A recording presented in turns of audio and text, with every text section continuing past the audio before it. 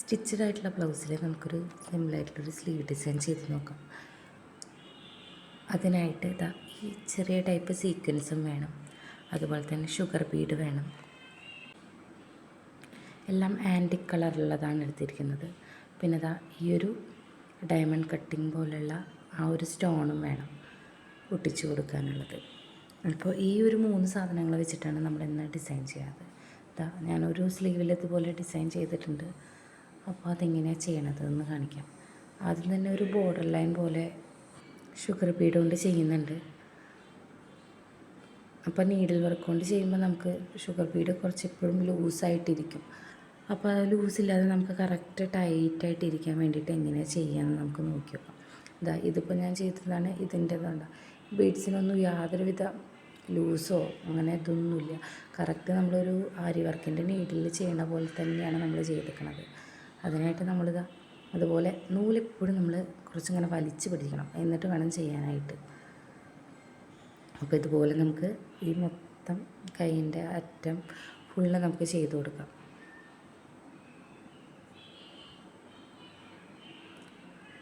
ഇതുപോലെ ഏറ്റവും ചെറിയ നീഡിലെടുക്കണം, ബീഡ്സ് കയറാനായിട്ട്, അല്ലെങ്കിൽ ബുദ്ധിമുട്ടാവും. അപ്പോൾ അത് ശ്രദ്ധിക്കുക. ഇതുപോലെ വീഡിയോയിൽ കാണുന്നത് പോലെ തന്നെ ചെയ്യുക. പിന്നെ നമ്മളിപ്പോഴും സൂചി കൊണ്ട് കോർക്കുമ്പോൾ മാക്സിമം 3 വരെ നമ്മൾ ചേർക്കുക. ഒരു ബീഡ് ആഡ് ചെയ്യാനായിട്ട് പാടുള്ളൂ. 2 അല്ലെങ്കിൽ 3. നമ്മൾ കൂടുതലായിട്ട് ആഡ് ചെയ്യുമ്പോൾ നമുക്കത് കറക്റ്റായിട്ട് അങ്ങോട്ട് ഫിനിഷിങ്ങും കിട്ടില്ല, പിന്നെ അത് ലൂസായിട്ടിരിക്കുകയും ചെയ്യും. അപ്പോൾ ഞാനിപ്പോൾ ഇവിടെ ഒരു 3 ബീഡാണ് ചേർത്തിട്ടുള്ളത്. എന്നിട്ട് ഇതുപോലെ നമ്മളുടെ വിരലിന് ചുറ്റി പിടിച്ചിട്ട് വേണം ഇത് ഇതാക്കാൻ.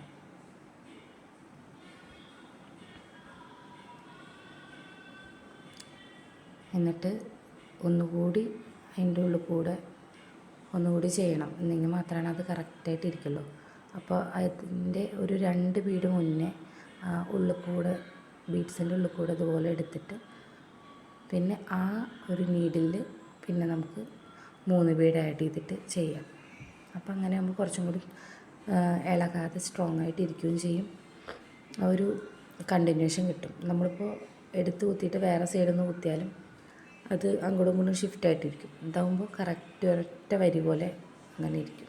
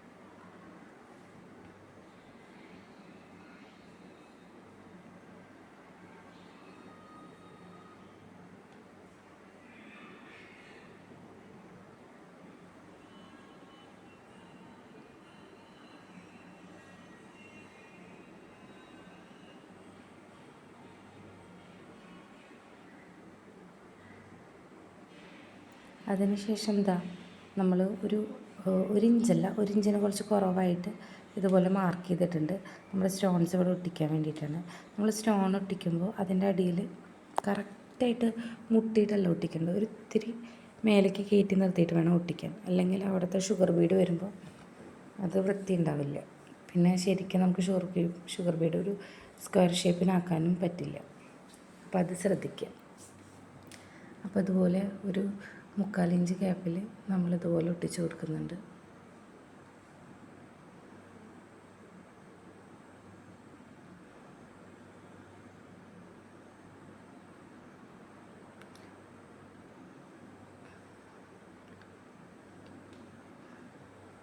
ആ സ്റ്റോണിൻ്റെ പോലെ തന്നെ കറക്റ്റ് ഡയമണ്ട് ഷേപ്പിന് വരുന്ന രീതിക്ക് നമ്മൾ ഷുഗർ ബീഡ് കവർ ചെയ്യുക. നമ്മൾ ഒരു ഭാഗത്തുനിന്ന് ചെയ്ത് കഴിഞ്ഞ് കഴിഞ്ഞാൽ പിന്നെ തൊട്ടപ്പുറത്തുനിന്ന് എടുക്കാതെ കുറച്ച് അതിൻ്റെ ഓപ്പോസിറ്റായിട്ടുള്ള ഭാഗത്തുനിന്ന് അടുത്തത് ചെയ്യുമ്പോൾ കുറച്ചും കൂടി വലിഞ്ഞിട്ടിരിക്കും. ബീഡ്സൊന്നും അങ്ങോട്ട് ഇങ്ങനെ ഷേക്കായിട്ട് പോകുമൊന്നുമില്ല.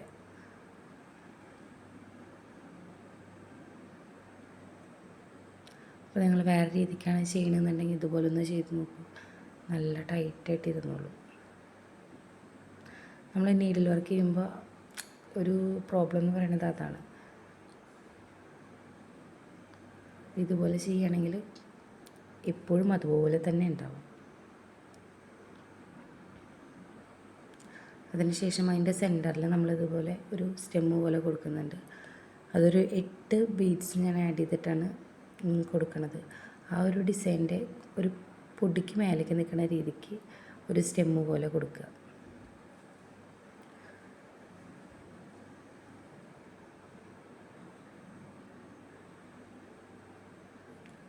പിന്നൊക്കെ നമ്മൾ ഈ വീഡിയോ കാണുകയിൽ പോലെ തന്നെ ചെയ്യുക. അപ്പോൾ വീഡിയോ ഇഷ്ടമായാൽ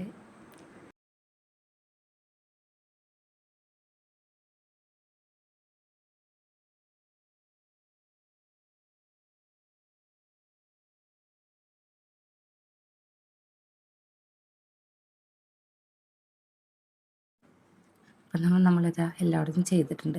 പിന്നെ ഇതുപോലെ സ്കാറ്റേർഡായിട്ട് കുറച്ച് സീക്വൻസും ഷുഗർ ബീഡും നമുക്ക് ചെയ്യണം. അത് ഈ ഒരു ഷേപ്പിൽ ആ ഒരു ഷേപ്പ് വരുന്ന രീതിക്കാണ് നമ്മൾ ചെയ്യണത്. അതിൻ്റെ ഉള്ളിൽ മാത്രമേ ചെയ്യുന്നുള്ളൂ. അപ്പോൾ അതുപോലെ ഒന്ന് മാർക്ക് ചെയ്തിട്ട് അവിടെ ഷുഗർ ബീഡും അതുപോലെ തന്നെ ആ ചെറിയ ടൈപ്പ് സീക്വൻസും ഒന്ന് ചെയ്ത് കൊടുക്കുന്നുണ്ട്.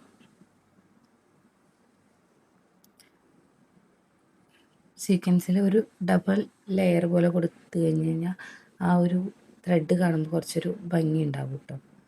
അപ്പോൾ അതൊന്ന് ശ്രദ്ധിക്കുക. അപ്പോൾ നമ്മുടെ വർക്ക് ഫിനിഷ് ആയിട്ടുണ്ട്.